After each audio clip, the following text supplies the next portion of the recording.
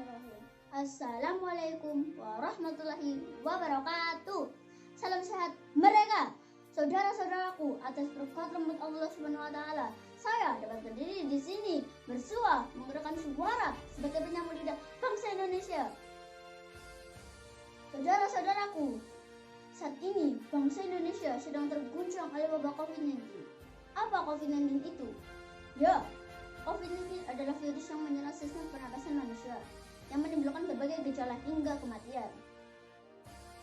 Saudara-saudaraku, saat ini 4 juta jiwa dinyatakan positif COVID-19, di mana 3.600.000 jiwa dinyatakan sembuh dan 130.000 jiwa dinyatakan meninggal dunia. Ini artinya virus COVID-19 sangatlah berbahaya karena tidak hanya mematikan berbagai kalangan manusia, tetapi juga mematikan berbagai kalangan bidang hutan negara.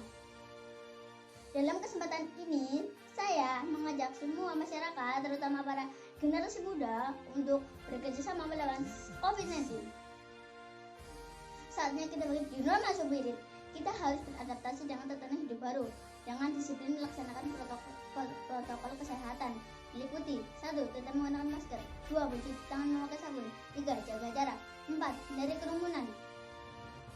Sekali lagi saya peringatkan sebagai penyambung lidah bangsa Indonesia, hai seluruh rakyat Indonesia, mari gelorakan segala daya dan upaya untuk menyehatkan bangsa Indonesia. Merdeka!